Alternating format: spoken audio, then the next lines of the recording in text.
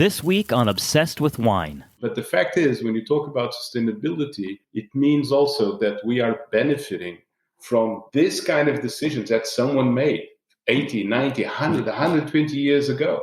This is the benefit that we all collectively benefiting from. And we have to be very glad that someone made that decision. And we have to have the long-term view today to understand the impact and the positive impact of those kind of decisions.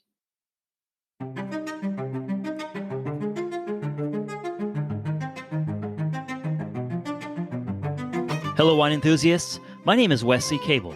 Welcome to another episode of Obsessed with Wine. Cork, which comes from the bark of a cork oak tree, may be one of the most fascinating natural materials on Earth. It's one of the only natural materials with properties that science has not been able to replicate. It's these properties that make cork the perfect wine bottle stopper because it's practically impermeable to liquids and gases, and its elasticity makes it perfect for sealing a bottle of wine. It also makes up for any flaws in the glass. It's also 100% natural and 100% reusable. That means that corks can be recycled and used to make other high-quality products like flooring, shoes, and insulation. This week I sit down with Carlos DeJesus, Marketing Director for Amorim Cork, based in Portugal. Amorim is the #1 producer of cork in the world and produces over 50% of the world's cork stoppers. Carlos is not only very knowledgeable about the benefits of the use of cork, but you can tell he shares Amorim's passion for sustainability. In this interview, Carlos talks about the highly regulated cork oak industry, Amorim's technology that has nearly ended the battle against TCA, or corktain, and how Amorim generates most of its power to operate its businesses using cork oak dust. Pour yourself a glass of your favorite wine. It's time for Obsessed with Wine.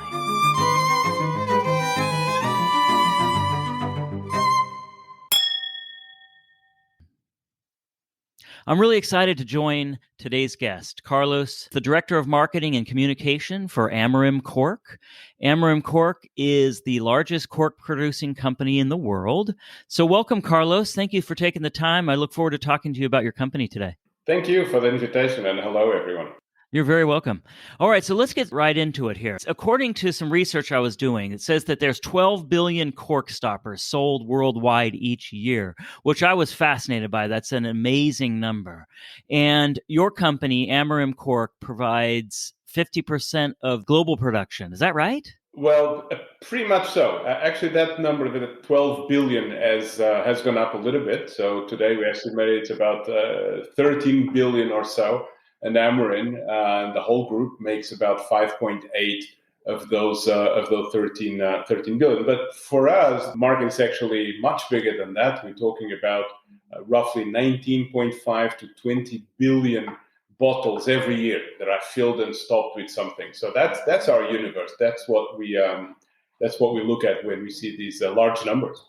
So your company, tell me a little bit about Amorim Cork. You guys are based in Portugal. Company started a long time ago, 1870, I think is what the information that I got is. So tell me a little bit about Amorim Cork and what's important to you guys. Indeed, we celebrated 150 years in 2020. So it's the oldest cork company in continuous operation anywhere in the world. We are indeed the largest, as we just established, with those numbers. But more seriously, it's a company that today is responsible for moving not just that remarkable number of cork stoppers, but also about 10.5 million square meters of cork flooring and wall covering that goes out every year out of our factories. And in addition to that, and because nothing, literally and figuratively, nothing is wasted in the production process of cork, with the byproducts, successive byproducts, we are able also to create a series of composite applications that range from very, very comfortable and very well-known shoes to aerospace and defense applications and everything in between. Wow, amazing. So I want to bring up something that you just mentioned. I was going to talk about it a little bit later, but doing a little research here, and it talked about the energy use that you guys have for the company and how some of the byproduct of the cork is used to help power, your energy needs. How does that work? I just have no idea how that works. Well, when you punch a cork, a natural whole cork stopper, the kind of stopper that goes to the type of wine that we want more often than not to drink, but unfortunately are not always able to, because it's really the high end of the high end. But once you punch that cork from the best raw material, the byproducts are then ground into granules, and you can make any of the things that we're talking about, including lower grade cork stoppers that go for faster rotation wines. And you reach a point where those granules are so fine that nothing else really can be done with it. Well, you can still do something with it. In fact, 65% of all of Amorim's energy needs comes from zero-emission cork dust. So essentially, those granules are so small that we use them as fuel to create energy that will then power the corks. And this is possibly, one of the least known facts about cork, which is a great material, and it also has an incredible high caloric value. So when you burn it, it doesn't really burn; it almost like combusts. There's a tiny little explosions, and that powers that creates a lot of energy that powers those factories. In fact, of the whole of the Amorim, over 80% of our energy needs comes from renewable sources, within which those 60-something percent comes from cork dust. So the beauty of it is that the more corks you produce, the more zero-emission energy Amorim creates. Wow. That's really great. That's really cool. All right, so let's talk about cork itself, okay? Like you were just talking about, and all the things I was looking at about it, it almost seems like the perfect natural material. I mean, it has so many great properties. It can be used so many different ways. And so talk about cork a little bit, where it comes from. It is indeed a very special material. NASA calls it nature's own polymer. And the fact is, it is. And the best way to understand cork is perhaps if we grab, in our minds, a cork stopper. Each one of those will have, on average, 800 million cells. And each one of these cells has not only a little bit of oxygen in it, which is very, very important because it's going to shape that evolution of wine, but they also have this incredible, resilient, elastic memory. What this means is that if you grab a piece of cork, either in the shape of a cylinder for a bottle or any other shape, and you compress it hard, very, very hard, for decades and decades and decades, when you relieve that pressure, each one of those 800 million cells immediately tries to get back to its original shape. And that's why cork works so well either in pressing against the walls of glass bottlenecks or on your shoes to make very, very comfortable walking. So they spring back when compressed. They try to get back to its original size. And it's quite remarkable because in addition to that, cork also gives you very, very high insulation properties. Temperature insulation, sound insulation, vibrational insulation. It's impermeable to gas. It's impermeable to liquid. The list of features just goes on and on and on. And all of this comes from an oak, a cork oak, that is never felled. It's never felled. I mean, it's illegal to cut down a cork oak. You just peel the cork like a banana, like you shear a sheep, and you peel that cork out of the tree that goes on to live 250 years or sometimes even more. So you touched on it a second ago. So the cork actually comes from the bark of this cork oak tree. How often can you harvest the bark off each tree?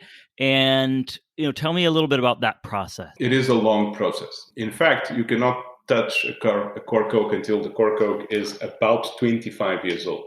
And when I say about, it's because it's the moment of the first harvest is determined by a ratio. All of this is highly regulated. The cork oak species is protected in Portugal in some shape or form since the 1100s, since the 12th century. So all of this is pretty well regulated, despite the fact that the cork oak is a native species. So it's been around for an estimated 40 to 45 million years. But it's a slow-growing tree. It's an oak. So when the ratio between the circumference of the tree and the height of the tree reaches a certain figure, then you are allowed to harvest the tree. But it takes about 25 years for this moment to happen. First harvest, well, that does not really give you quality cork to do much with it. You can do some temperature insulation materials, and that's about it. By law, you cannot go back to that tree until at least 9 years have gone by. Second harvest, still not good enough to do the cork stoppers the natural whole cork stoppers that again go to the higher end wine. Another 9 years. So off the bat, We have 25 plus 9 plus 9 before that cork oak matures and really starts producing something that is really interesting for the forest owner, which most of the cases, it's a small property owner, but you have everything: small, medium-sized, large-sized property owners across the Western Mediterranean basin, where again the cork oak is native from, and those are the guys that make these type of investments. Of course, if we arrive at anyone today and say, "Hey, I have a great business proposition for you. We're going to open a hole in the ground. We're going to pour heavy investments in there, and then we're going to wait almost 50 years for that asset to mature." Well, it's not an easy proposition. But the fact is, when you talk about sustainability, it means also that we are benefiting from this kind of decisions that someone made 80, 90, 100, 120 years ago. This is the benefit that we all collectively benefiting from. And we have to be very glad that someone made that decision. And we have to have the long-term view today to understand the impact and the positive impact of those kind of decisions. So how much cork can you get from, say, one tree? Is it really broken down that way where you know how much you get? No, it's not that simple. It's almost like asking, how fast can a human run? Well, it depends on the human, I suppose. I'm certainly not the fastest person on this planet, but a lot of people can be incredibly fast when they run. It's a little bit like that. So every tree is an individual. We're not talking about monocultures where everything looks the same, everything reacts the same, and guess what? Everything burns the same also when you have this kind of forest fire sometimes. These are individuals. They do look different. They grow differently. They produce very, very similar to us in a lot of ways. They have different skins. They have different tones. They have different cellular structures that are more dense or less dense. It's quite fascinating because at the end of the day, and when you harvest, you have an idea what is going to come out of that tree, but you never really know what we'll be able to make out of it. So there's a bit of a question mark every 9 years. But at the end of the day, there is always an application for that cork, no matter what quality, no matter what visual grade, no matter how great that cork is, there will be an application for that. And that's good news for everybody because it generates a value-added chain that goes all the way to protecting those forests. Yeah, I was fascinated just doing my research on this, just how many uses there are for cork. I was just thinking, and I think a lot of people are probably the same. They're just thinking, okay, they go in the tops of wine bottles and other, drinks, and that's it. I mean, that's kind of what goes through our minds. But there's just so many different uses for that, and that's pretty amazing. There are, and they are a direct consequence of that incredible cellular structure that I was telling you about. But mind you, there's about 2.2 million hectares of cork forests across the Western Mediterranean basin. But only 30% of the cork produced by those 2.2 million hectares ever sees a bottleneck. The vast majority of it ends up in some other type of application. But those 30% are responsible for 70% of the value added created for cork. So this means that the great sustainability narrative that cork forests and cork products in general represent is only made possible because billions and billions of times every year, someone opens a bottle of wine or whiskey or tequila or beer or certainly champagne or any other sparkling, opens a bottle that has a cork on top of it. And is this demonstrable, quantifiable impact, positive impact upon a great sustainability story that I think the wine industry is not fully aware of, but it is an amazing contribution. So really quickly, can you just tell me what the process is of taking this bark off the tree? I'm just fascinated to kind of picture how that actually goes. How does that work? Remember, we're talking about a tree that takes decades and decades to reach maturity. And if you think of it like you think of any other asset, after 50 years of growth and care behind, well, you're going to ask someone with a very sharp axe that now you're going to use that axe on that cork oak for which I waited all this time, and you're going to harvest it. Well, you want to make sure that the person doing it knows how to do it. And there is perhaps little surprise that it's the best paid agricultural job anywhere in the world. These are guys that will be working in difficult conditions because the harvest takes place June, July, August, May to July, depending where it is. But it's always very, very hot in this part of the world in those months. You can usually have 95, 97, 100 degrees perhaps. So you have to be hanging upside down, 10 or 20 feet up on the tree with a very sharp axe and be absolutely precise in the amount of strength that you're going to apply on that axe.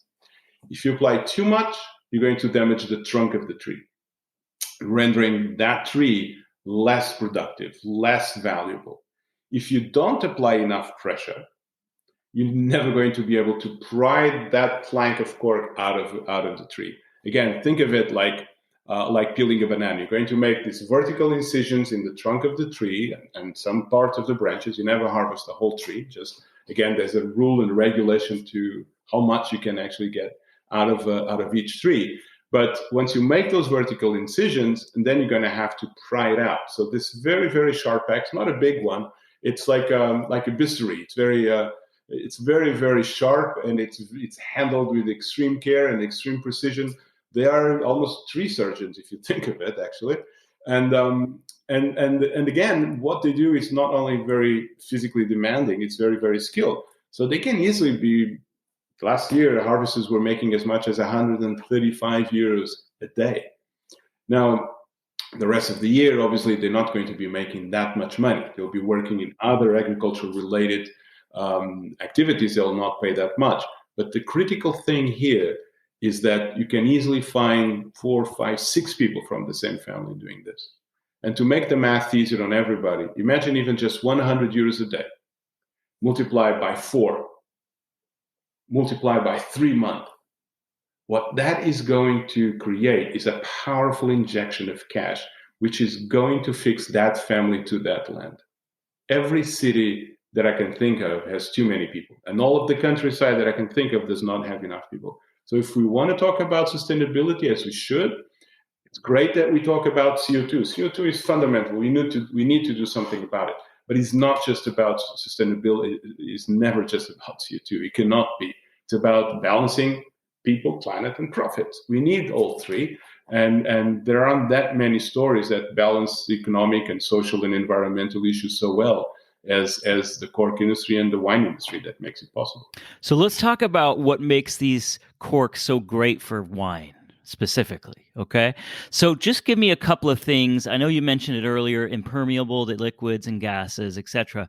So what makes these items so great for wine, and how do they, if at all, do they interact with the wine in the bottle? Well, I think when we talk about why cork is great for wine, why cork in the 21st century seals 7 out of every 10 bottles or so of wine that are filled and stocked around the world, we need to ask ourselves why. A solution that was really developed so long ago, and it's so successful, centuries and centuries afterwards, it's so successful that about 13 billion times a year it's still used. It's amazing. And all of that coming again from a tree that is never cut down. And there are 3 main reasons for this. I would say technical reasons, sustainability reasons, and market reasons. So from a technical point of view, a cork has a lot of functions to perform. One of them, obviously the original and still crucial, is to keep the liquid inside the bottle. Keeping the liquid inside the bottle is relatively easy if you're going to drink any other kind of beverage. But wine is essentially just like us humans, a very, very complex, ongoing chemical reaction. That's what wine, at the end of the day, is, again, just like us. And we have known for quite some time that the influence of oxygen into any given chemical reaction, any given ongoing chemical reaction, is going to shape the end result. So different closures will give different oxygen transfer rates, or oxygen ingress rates, to be more precise. Now, the best way today to look at cork is to think of it as the last analogical decision that is made in a very, very long process. But to choose different types of corks, to choose different types of closures in general, cork or otherwise, artificial or natural, doesn't matter, it's going to shape the evolution of that wine. So you're going to have to think about this a little bit like you think about the brakes in the car. You have no idea who made the brakes in your car. I know who made my car, but who made the brakes? No idea, unless they fail. In that case, you will want to know who made those. Yeah, brakes. right.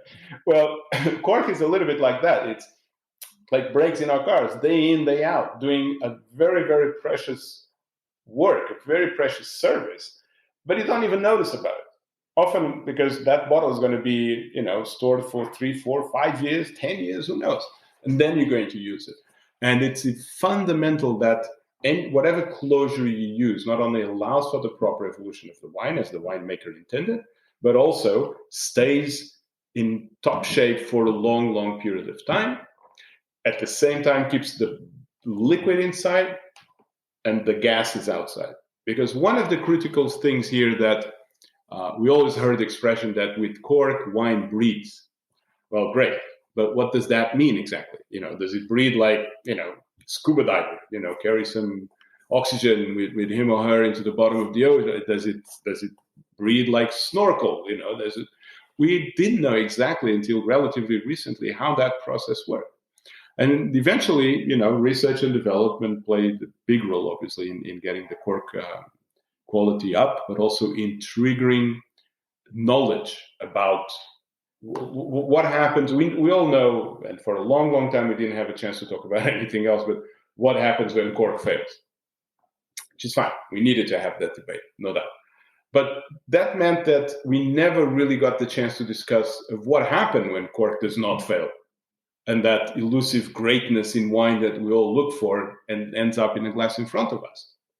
So R&D had two facets. One of them was to deal with the problem, but also to understand why is it that even the most stringent or histrionic, if you will, critic of cork fell in love opening a bottle that had a cork in it. Why? Because believe me, all our lives would have been a lot easier if we decided to start selling plastics and screw caps 15, 20 years ago. But that was not the choice, fortunately, that was made. It was a difficult choice at the time. I'm pretty sure I wasn't present. I wasn't working at the company back then. But I can imagine, because everything pointed in a different direction. But we knew that if cork was good enough to seal the best wines in the world, you had to be good enough to sell your everyday wine. How do we get there? That was the question. So we had to look very, very hard and very serious into the technical issues. Then sustainability, it wasn't a major thing 15 or 20 years ago. And the third, and I think perhaps the least explored yet of these three big angles or big axes upon which cork has been rolling so well, it has to do with market. We know packaging matters on any industry that I can think of. Wine is not different.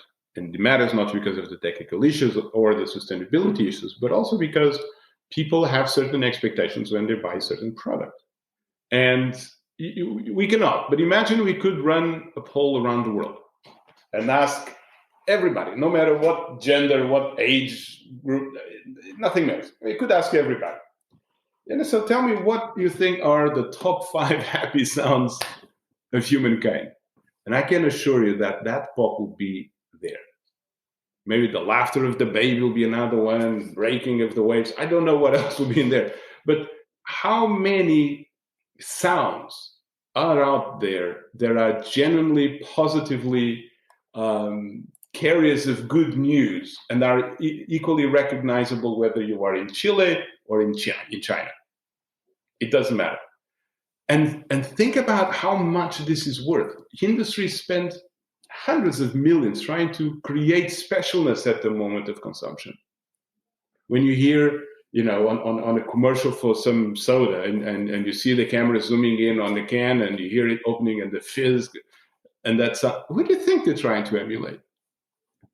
And I think we need to do a better job. We, the cork industry ourselves, we need to do a better job in understanding and also explaining how important that is. It comes with the packaging, literally comes with the packaging, is right there. And this means a lot. We actually asked, a couple of years ago, we asked a scientist, Charles Spence from Oxford University, to try to measure this from a neuromarketing point of view. And there was a 15% increase in the positive perception on that unique sound of a cork coming out of a bottle and the metal crackling of a screw cap being opened in the UK. So not exactly, in France or Portugal or Spain or Italy, this model of cork. No, we're talking about a very, very accepting, doesn't prefer, but accepts cork screw cap. So 15% is a lot. And when you translate that into actual numbers, the Core Quality Council uses some of the Nielsen data scan data to try to establish how much is that worth. And amongst the 100 most sold wines in the US, the median, not the average, the median difference between wines, those wines that have cork and wines that have artificial stoppers can be as much as $3.87. I'm not talking about the bottle of Chateau Latour 2000 here. I'm talking about wines that cost $6 and more, So $3.87 on a $10, $12, $9 bottle of wine, it's a massive difference. And I'm not talking about here the preference of the consumer for cork, because let's face it, it's like the election results in some countries. If the guy does not win by 95%, he wins by 96%, but he's always going to win. And cork's a little bit like that. I mean, no matter where you go and you ask someone, what do you prefer between your mouth and your wine? A natural stopper or an artificial oil-derived closure? We know what the answer is going to be. But is when that preference is exercised at the moment of purchasing, does it carry a value added? And the answer is unequivocally yes. It can be as much as 5.14, I think, or 5.15 in China, for example. It's consistent. So I think we need to do a better job at exploring this. And now that TCA and all those technical nightmares of the past have been defeated, now we can have this conversation. But if you only speak about the negatives, then you can hardly argue that the debate is being balanced, can you? And now I think we have the chance to start balancing that debate. So very exciting. So before, I definitely want to touch on TCA, because that's obviously the big, I guess, top conversation about cork. So I want to touch on that. But I want to ask you first, just closures in general. Okay, so the winemakers and people who go, make the decisions for these wineries or whatever beverage it is that's using the cork, what decisions go into their mind as far as deciding on what the best closure is for their wine? I think ultimately it's about what is the best solution to have the wine as I intended, staying like that for as long as possible. I think the single biggest challenge for us today, it's not by any stretch of imagination TCA. TCA, for many, many years, it hasn't been the first, the second, the third, the fourth, the fifth cause of complaint. The single biggest challenge today is to make sure that those closure purchasing decisions are made based on what we know today for a fact, not on what we thought was going to be the case, 8, 9, or 10 or 12 years ago. That's really the difficult part. Every time we manage to do that, I think 9 out of 10 times that decision is going to favor cork. And if it favors cork, then obviously it's going to favor Amorim, which is the largest player in the industry. So that is where we've been concentrating. So we have to make sure that those closure purchasing decisions includes, of course, price. We must not forget that. And with the way the oil prices have been going up and down, and energy in general, believe me, what we were talking about in the beginning of this show, about how we use 65% of our energy needs coming from 100% renewable and zero emission sources, well, that plays a role in being cost effective today. For a long, long time, we were not able to undercut the prices of plastics or screw caps. I'm not saying that we can do that all the time, everywhere. Obviously, it cannot be the case. Cork is never going to be, in general, the cheapest one. But there are plenty of instances today where we're able to do that. So price, which was the last domain of the artificial closures, even today, we are able to make big inroads into that. And then you have, of course, sensory deviations. And sensory deviations here, let's remember one thing. It can be TCA, which can be caused by cork, could be TCA caused by many other sources. TCA is not, fortunately or unfortunately, is not specific to cork. Cork has an affinity with it, but you can find it in fruit, you can find it in wood, you can find it in plastic, you can find it in tap water. For any of you from Melbourne listening to us will know what I'm talking about. But jabs aside, I think what it's really ultimately in everybody's mind is how can I best protect this one? And I think that today includes sensory deviations, It also includes sustainability. It also includes market expectations. Includes also something that is very, very important. Making a glass bottle is not 100% precise scientific issue, is it? I mean, and cork is the best closure to fill in any tiny. We're talking about here fractions of a millimeter that can make the difference between a wine being oxidized or not. And cork, by continuously pushing all of its environment around, all of that bottleneck, and firmly sealing that wine and firmly protecting that wine inside that bottle is amazing. If you want a measure of how much we have moved since the days of TCA, I think we are entering a phase where soon irony will be sweet, because since you have, and you will continue to have, unfortunately, a lot of environmental TCA contamination. And as we approach, and today Amorim can give non-detectable TCA performance in all of its product families, the higher end, the mid-range, the lower end, doesn't matter. We're reaching a point where cork will be the best defense about TCA itself, because TCA does not migrate through cork. We know that for a fact today. So we'll be reaching that day, hopefully sooner rather than later. With Amorim, we're certainly there. But if you want, again, a measure of how much things have moved around, and then being with that sweet irony that I was telling you about, I'm better off using cork today to protect my wine from TCA than any other closure. That's where we're moving to. Hello, Obsessed with Wine fans. I never get the chance to do this, so I wanted to take a minute to thank you for the overwhelming support you've shown me for this show. I tell people all the time, this show would not be successful if it wasn't for the amazing listeners and the great guests we have. To thank you, I've decided to start giving away Obsessed with Wine merchandise and gift cards from wineries I feature on the show. Please go to www.obsessedwithwine.net and sign up for the mailing list like many of you have already. Only as a member of the mailing list will you qualify for these great giveaways. You'll also be able to take advantage of the bonus episodes I plan to release in the near future. Thank you again for your support. I couldn't do this without you. Now back to the interview. So let's talk about TCA, just because when you talk to just a casual wine drinker, they know what that is, or maybe they don't know exactly what it is, but they know, cork taint or whatever they call it, other names for it. So just for people who don't know exactly, what is it? What is TCA? Where does it come from? All right, TCA is short for 2,4,6 trichloroanisole, and that's a mouthful indeed. It's a very complex molecule. It's a very, very tough molecule. That's why it took so long to defeat it.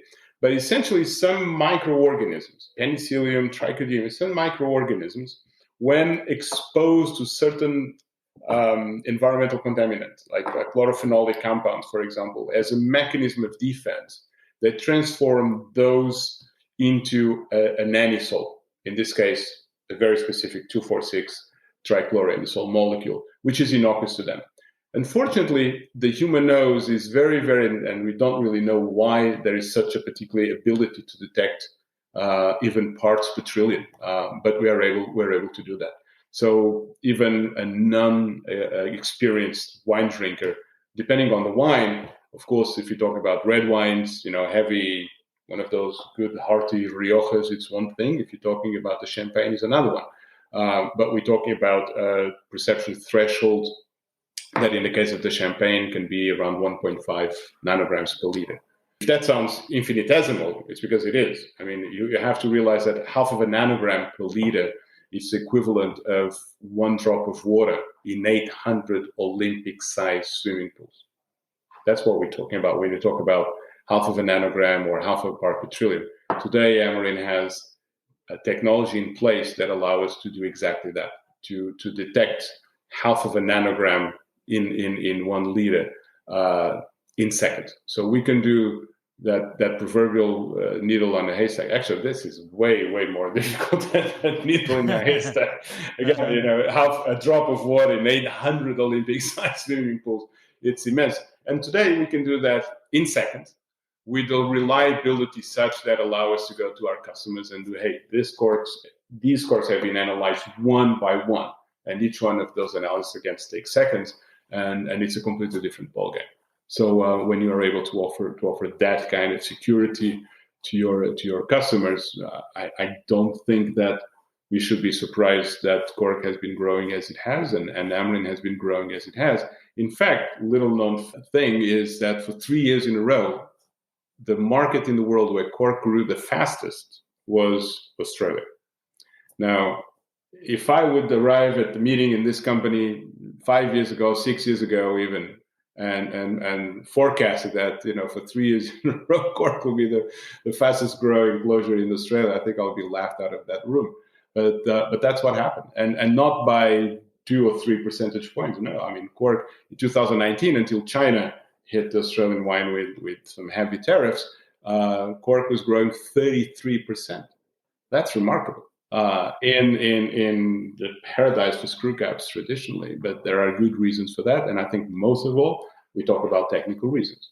So as far as TCA is concerned, I know it's such a tiny percentage, but before you guys were able to come out with technology that helps deal with that, what's the percentage of wine bottles, if it's even kept track that way, that you deal with TCA or somebody detects it and it becomes an issue? What's that number?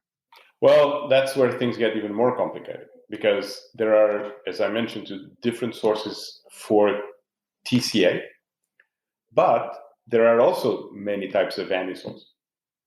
So remember, it's trichloroanisole. So you have trichloroanisole, which is what we're most familiar with, but you also have tetrachloroanisole, you have tribromoanisole, and it gets really, really complicated. Essentially, your nose is never going to be able to tell the difference between one molecule apart between trichloroanisole and tetrachloroanisole. So the sensory impact you're going to feel is pretty much the same, but one was carried by Cork and the other one wasn't.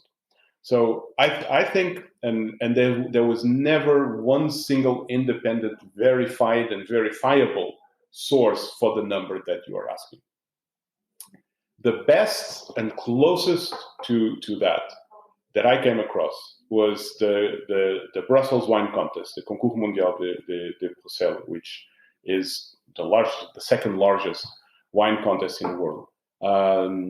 Twice held its editions here in Portugal, which meant that we had gas chromatography capacity. Gas chromatographers basically do some of the world's most sophisticated analysis that allow us to control, those parts per trillion, those nanograms. So at the end of the day of the concours, we're able to take any samples that were identified by some 300 jurors, members of the tasters, that were tasting 8,000 or 9,000 wines coming from all over the world, all types of wines from all the regions, with corks supplied by everybody, because it's a global thing, and analyzed not by a human nose, but by gas chromatography. And this was the early part of the end of the last decade. And we were talking about, in one instance, 0.8 and another one 1.2. And this was still too high back then. But a lot of the both preventative measures and curative measures were already in place. And you need to have both. You need to have prevention and you need to have cure. But before that number would have been higher than 0.8 to 1.2.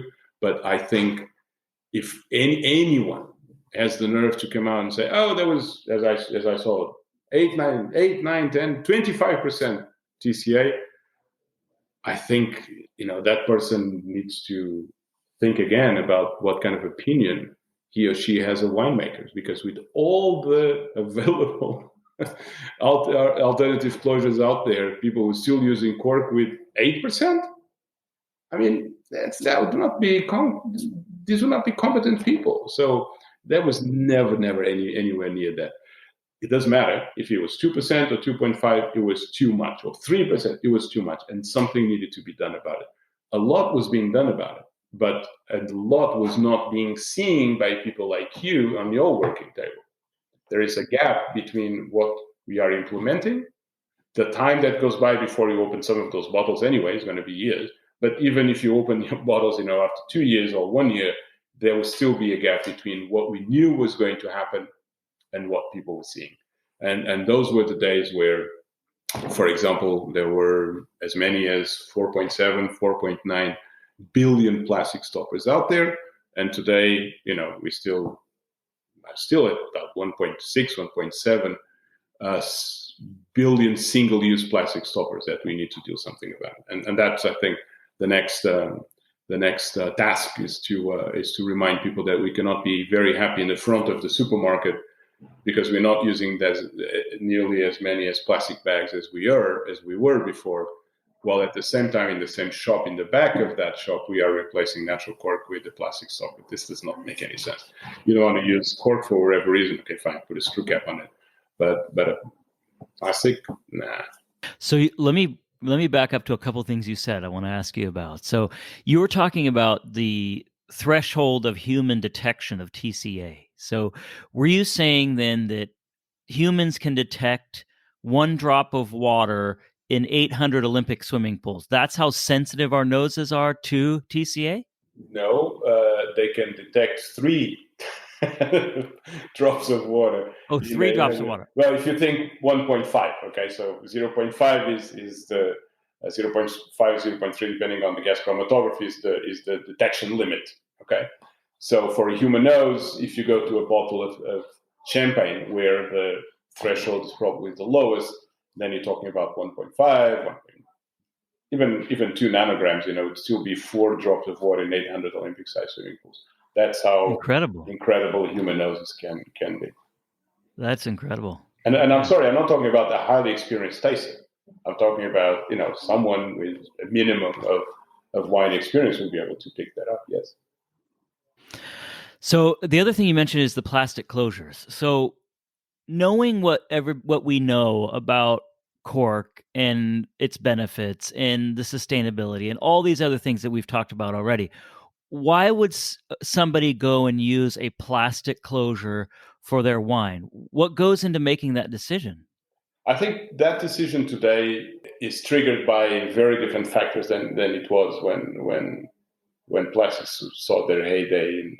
I think today you make that decision because you're not aware of where cork is, and you're still making those decisions based on what you thought was going to be the case several years ago, or price. Let's not forget that we never saw a company moving from a more expensive compound or component, into a least expensive component because of you, the consumer. It doesn't happen. We know that. We want to be pragmatic and realistic. We know that it doesn't happen. So price has today a big role in it. Again, what we're trying to do is to be competitive on all price points, because that's what the strategy is. We cannot as I mentioned before, realize that cork is good enough for the best wines of this world and not want to have cork also on your everyday consumption wines. That would not make sense. So we need and we need the volume. We need the volume because let's not forget that there is a big necessity creating the value that will keep the forest owners motivated. It's a big sustainability in the cork industry is a bit counterintuitive. Why? Because we were brought up learning that if you want to protect the trees, you don't use paper products. That's how you protect the trees. Well, yes, if you cut down the trees. In our case, it's counterintuitive because we never cut down the trees to start with. And you want to make sure that this species, which is a native species, it belongs here. It's been around again for 45 million years.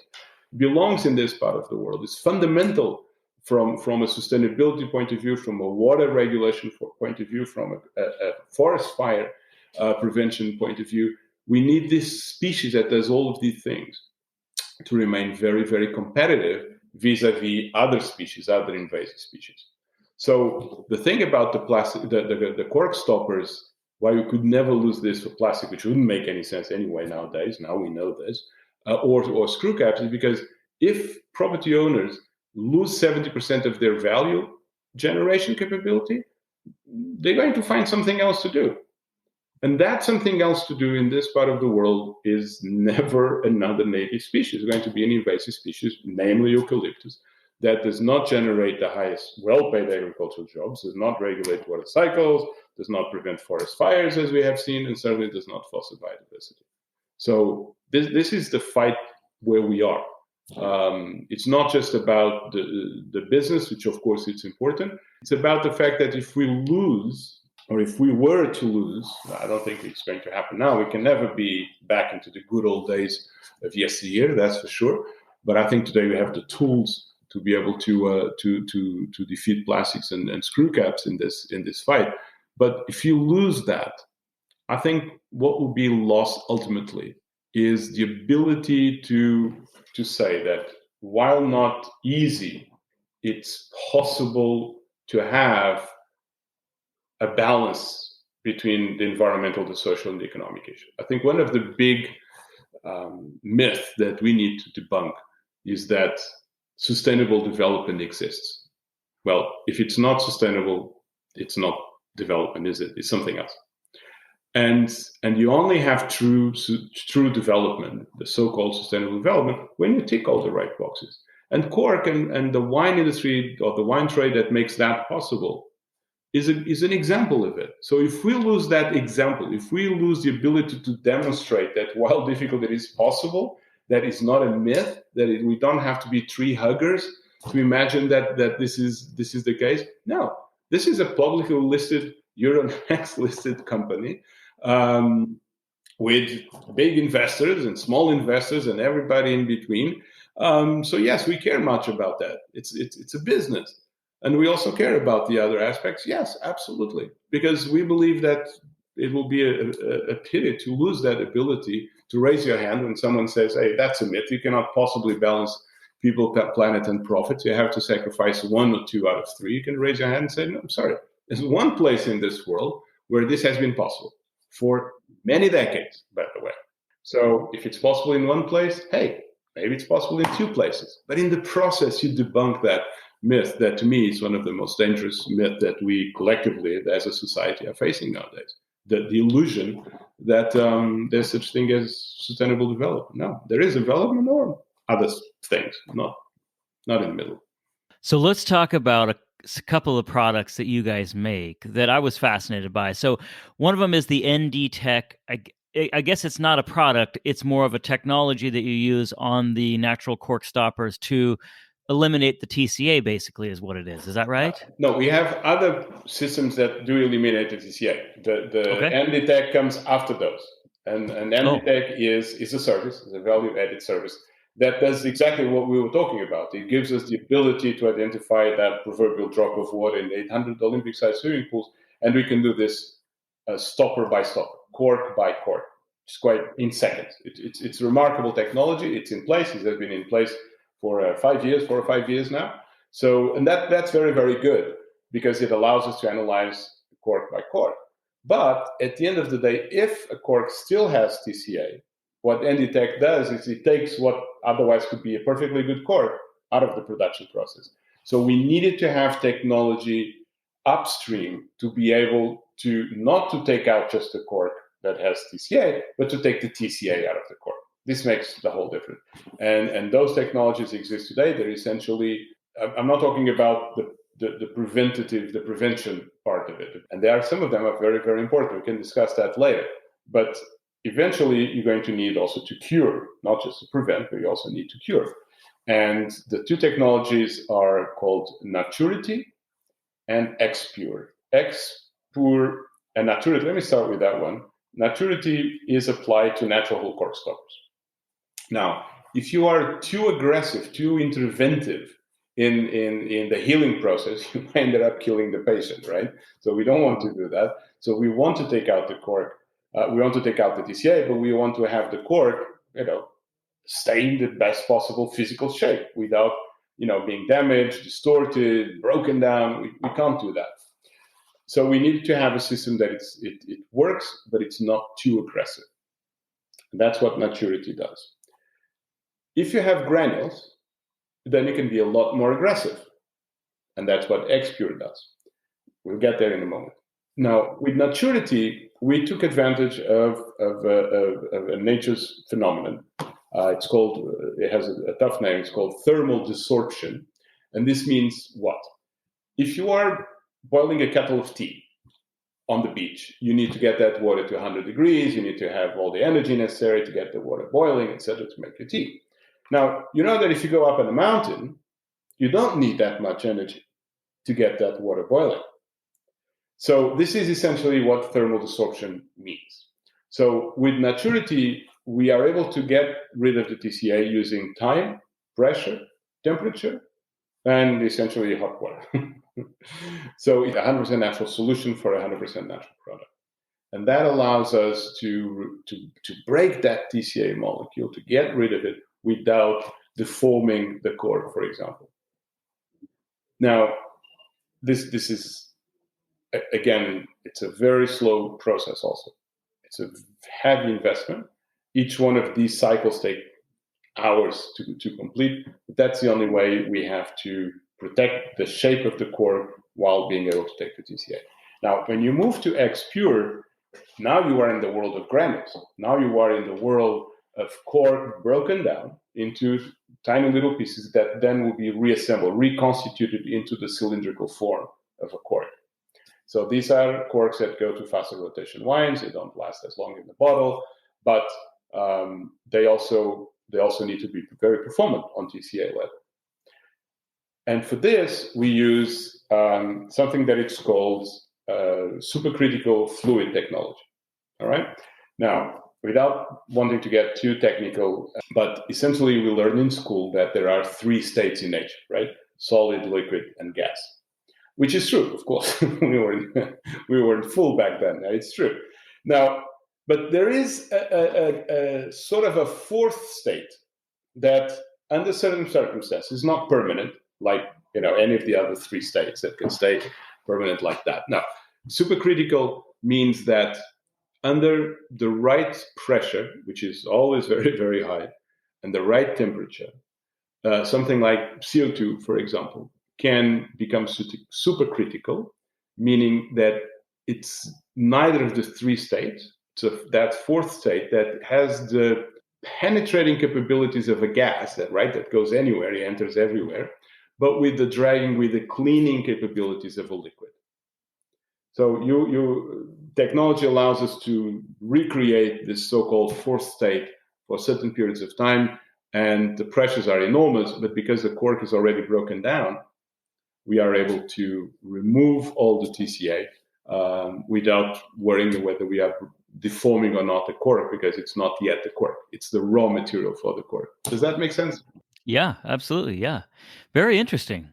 I guess what you're talking about is a couple of these other products, something called a twin top. So the top is actually just a piece of natural cork, but the middle is the granulars, like you're talking about, that are pressed together and made into a cylinder, like you were just saying, right? That's what you're talking about? Correct. That's one of the newer generation products that allows basically to have the wine always in contact with the disc of 100% natural cork, which is good. You want that. It's a little bit like think of a champagne stopper where you have 2 discs of natural corks with a shank, the part that stays outside of the bottle, with granulated cork reassembled into it. So rather than have natural disc, granulates, we have natural disc, granulate, natural disc again.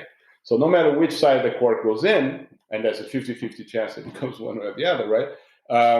Regardless of whatever side gets in, the wine will always be in contact with the natural disc of 100% pure natural cork, which is obviously great because the cost is much lower. What's in the middle section is not very high-end natural whole corks. It's a stopper made out of granules that were reconstituted into a stop. So it's actually a very, very smart idea. I didn't have it myself, that idea, but I'm glad someone did because it's brilliant.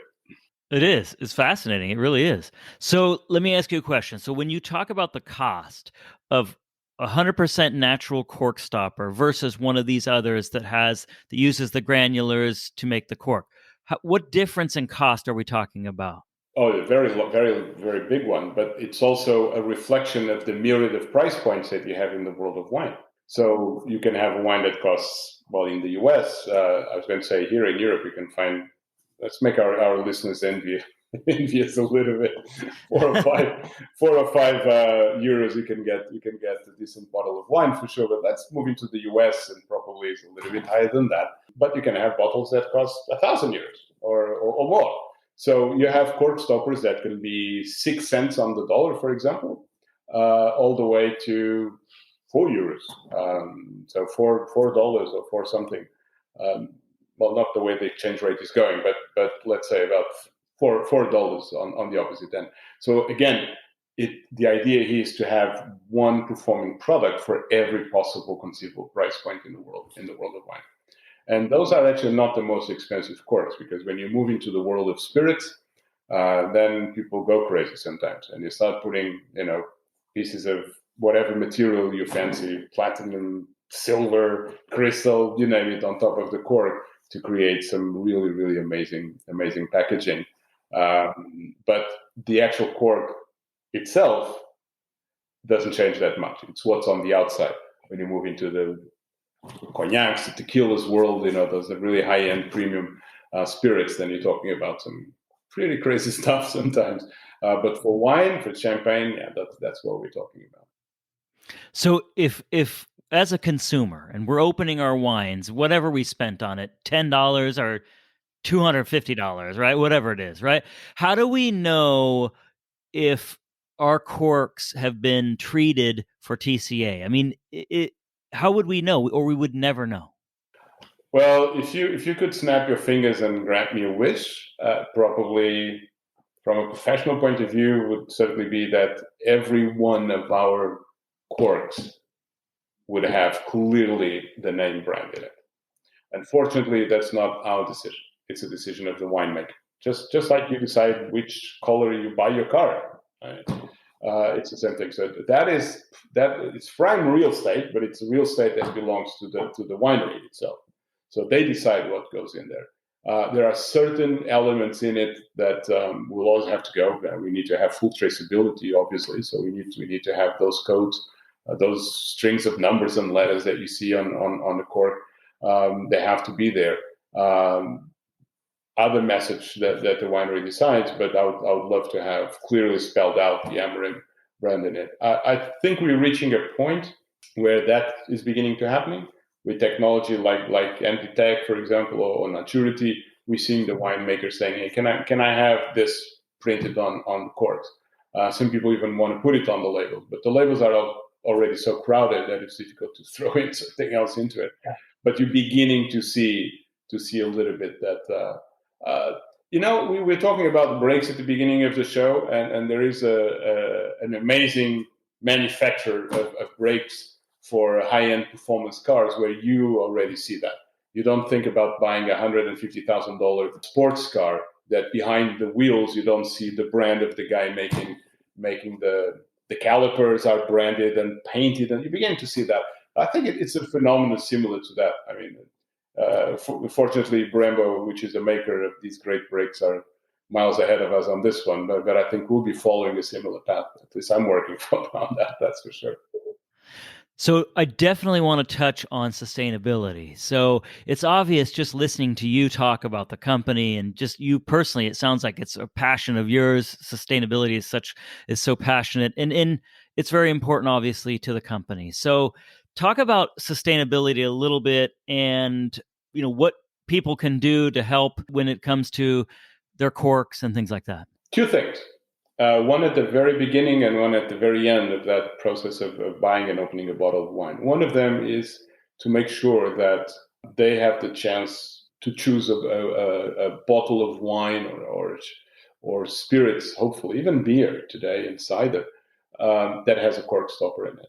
It doesn't have to be a very expensive wine. It should not have to be a very expensive wine to feature a natural cork in it. But you have to look, you have to ask, just like in any other aspect of our lives as consumers, we should know where our dollars and euros and yens and Swiss francs go into. This is no exception. So if we have the chance to prefer, all things being equal, certainly, go after the bottle that has a natural cork in it. Not just because of you, not just because of your wine, but also because of the world as a whole. In total, again, we have a very unique sustainability story here that needs to be protected, and that act does make a direct, quantifiable positive impact upon that. The second is make sure you recycle that cork. The US has a remarkable cork recycling initiative called recork.org, and there are a lot plenty of drop-off points, and you can even mail them if you don't want to drop off them. But there's a bunch of places where you can drop your corks once they are used and pull out of the bottle. Don't throw them into the waste bin. Of course, if the worst thing that arrives at the landfill is a cork stopper, the world will be in very good shape because it's 100% natural, it will biodegrade, probably compostable. So that's not a problem. But we can make more things out of that cork. I think we are at a point where we need to do more than just recycle. We need to upcycle where possible. And we have these kind of recycling programs in Europe, in South Africa, and certainly in the US. And the only thing we cannot make with a recycled cork is another cork stopper. But we can certainly make them into flooring. We have a very interesting case. I'll give a concrete example. A hotel chain here in Europe that has bars and restaurants they have hundreds of properties. Each one of these bars and restaurants collects a cork. They send it to us. We put them into the production process of flooring. And whenever that hotel needs to refurbish a hotel or a whole property, they will buy the cork flooring from us. So it's a great way of having a quality flooring on your home or on your property, commercial property, while at the same time doing a little gesture. And the fact is that we all have somehow we don't, when you touch a cork stopper, when you pull that cork stopper, it's not just that sound, it's also the touch, how it feels. It's always, I don't know if you notice, it always seems to be at the exact temperature of your fingertips, which is quite remarkable. So those two things, for the US consumers, that will go a long way without a major effort to make a concrete contribution to sustainability. It can be as simple as that, as buying a bottle of wine. So you have another good reason to buy a bottle of wine now, I guess. So a couple of things I want to touch on real quick about the sustainability piece. So a lot of the information that's out there about why cork is important and with sustainability is the absorption of CO2 and that kind of stuff. My question to you is the absorption of CO2 the same for a natural cork or the cork that's reused to make flooring, like you were just saying? Is it stay the same? Does it retain that property, If it doesn't decompose, yes, it will be the same one. If you keep a cork in your drawer, that CO2 is going to stay there for as long as basically you want. So if you open a bottle that it's 30, 40, 50 years old bottle of wine, or more, if you think of port wine or some of those types of wines, can be way more than that. That cork has been doing its job for 30, 40, 50 years, 60 years, doesn't matter. And if you put it in flooring or insulation, it will be another 40 or 50 years. So you have this positive cycle going on and on and on, almost indefinitely. But I think the most important thing is to remember that this is 100% natural, 100% renewable, and 100% recyclable also product that comes from a tree that never gets cut down. So yeah, it can. There are great stories in this world. And when you say that, it's very important to me, and of course it's very important for the company, because personally, knowing that you are working with this kind of product, those mornings where it's difficult to get out of bed, it does help a lot. I can tell you that. But also because sustainability for Amorim is not something that we discovered, after we watched Al Gore's documentary a few years ago. Which by the way, it's great documentary, great person. I can't see it, but I do have a photograph myself with Vice President Gore in there. So yeah, it's a personal hero of mine at many levels. And what he did to call the attention, because we needed to have that wake up call, and the documentary certainly did that. We have been sustainable since we were founded, because it's always a very straightforward line. Without sustainability, there's no forest. Without forest, there's no raw material. There's no business. So for us, it was always clear cut. And for a long time, it felt like you were preaching in the desert. But fortunately, and again, back to those initiatives that Vice President Al Gore did, I think he pushed the needle. He moved the needle in the right direction. I have no doubt about it. I think we ought to be thankful for that. Okay, it was not the most scientifically accurate thing ever produced. That was, I don't think, ever the point. The point is we needed a wake-up call, and we got that wake-up call.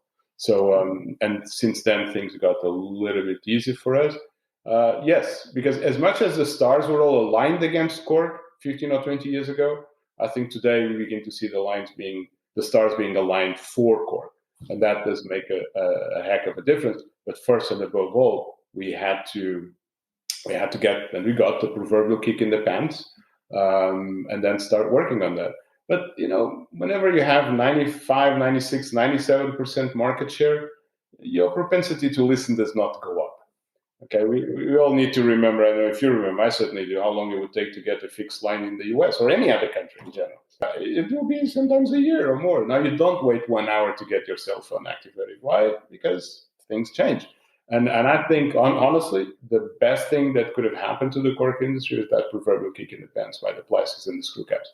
Not because they're not finished product, they're halfway through, but because that prompts a huge research and development and innovation effort.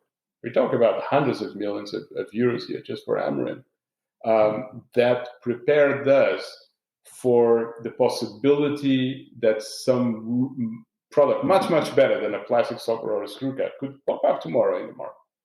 Maybe some kid down the road from you is working on his parents' garage, coming up with something amazing. We don't know. If that amazing product were to come up back then or now, and we hadn't done all this product, this research, would be dead in the water. Now we're able to deal with that because we really begin to understand how complex cork is, but also how complex it is the interaction between cork and another complex product, which is wine. And it's fascinating. We're beginning to see things like some cork comes from an oak, barrels come from an oak. So what's interaction? That little circle. You don't see much after 1 or 2 years, but after 5, 6 years, what kind of interaction it's there? Do you need to store your bottles upward? Can you store them horizontally as always, or can you put them vertically? All of these are almost buying lines from this great research that started, about 22 years ago. So since you brought it up, I'm going to ask you anyway. When it comes to storing your wine, is it best to have it? And I've heard. No, let's not go there. Let's not go there. On its side or vertical? What's the best way to do it? All right, I'm not going to answer to what is the best way to do it. Okay, that wouldn't be fair. Okay. What I can say is that the headspace is so saturated with humidity that there's not really a significant difference between horizontal and vertically in that regard. So of course this opens up a whole new line of discussion. That's why I'm saying don't go there. But of course it's fascinating. But no, and the bottom line, you don't absolutely need to have that bottle horizontally. Just like, hey, you don't need capsules in the bottles. There's what's probably the world's most venerated wine merchant, which is Berry Brothers and Rudd. It was founded in the 1600s, and still supplies to the royal household of the UK, and it's really an amazing place. I mean, if you ever happen to have a shop on St. James Street in the center of London, and it's like an Aladdin's cave when you walk in there. But it's not just $1,000 bottles of wine like we were joking before. It's really everyday wine, and they're doing away with the capsules. Why? It doesn't really add much more nowadays besides CO2.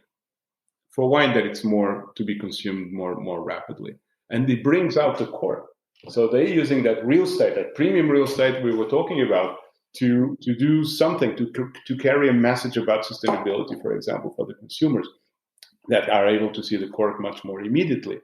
For longer term wine aging, probably still want to have one of those capsules. But for something that is going to be, consumed in 12 months or so, maybe you can do away with that. So all of this, because now we understand the oxygen transfer rate, all of this starts to be opened up and opens new and very exciting lines of conversation for the whole wine trade. But in case you're wondering, I still have my bottles horizontally though. Okay, good. Thanks for sharing that. Yeah. Well, that's what it was there. When I moved in, it was already there. So I'm not going to change anything, that's for sure. But if I were building something from scratch, I probably have half and half. I'll have some vertical and some horizontal element. Well, Carlos, this has been awesome. Honestly, this has been amazing. I mean, I learned so much about cork and sustainability and why it's important. And I was just shocked when I was doing my research that I'd never heard of recycling a cork in a wine bottle. And I've never seen anybody in my life do it. So I don't know why that is, and I don't know why we don't think about it. But this really brought to my attention how important that is. And so I went on the website for Recork and I looked up my address, and there's one really close by that I can go and drop off my corks. And so I'm definitely going to do that. And also in the show notes, I'm going to leave a link for their website so people can go in and see where their local drop-off spot is and start dropping off the corks. I think it's a really cool thing. And for some reason, it was never on the radar. And do you know where it started and how it started? It was some 25 years ago, something like that. The Girl Scouts, I can't remember if it was Melbourne or Australia's, Melbourne's or Sydney's zoo, but it was definitely in Australia. And they needed to build an elephant pen. And it costs a lot of money, as you can imagine. So the Girl Scouts start, dreaming up ways of raising money for that elephant pen. And one of the things that they did was recycling cork stoppers. And if they were today, they wouldn't be raising a lot of money in Australia because it's all in screw caps, obviously. But back then they were able to raise enough money to help build that elephant pen in the zoo. And today, I think we have recycled approximately 800 million tons of cork. So that is quite remarkable. Still have a long way to go. But as some wise man once said, every long path starts with a step. So I think we have taken those first steps. And the US, it was absolutely instrumental in getting people's attention to this. So again, thanks for saying that. Yeah, you're welcome. Well, thank you for joining me. I really appreciate it. This has been awesome. Like I said, I think this is going to be eye-opening to a lot of people, a lot of wine drinkers, and I think it's so educational. I think everyone's going to learn a lot, which is what I do this show. So I'm excited about it. So, Carlos, I appreciate your time. Thank you so much, and good luck in all your future endeavors. Thank you. Thank you so much, and you too.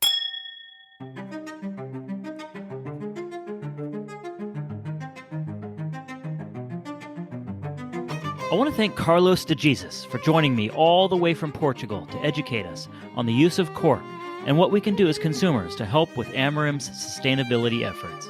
Remember, the two things as wine consumers we can do is buy wines with natural cork closures and recycle our corks so they can be reused. Recork is the company here in the U.S. that collects corks to be reused.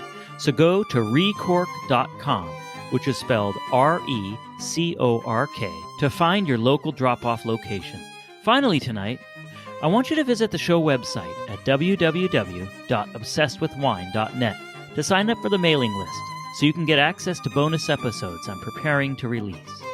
Starting in June, I'll be giving away Obsessed with Wine merchandise and gift certificates for wineries discussed on the show as a thank you to all the listeners.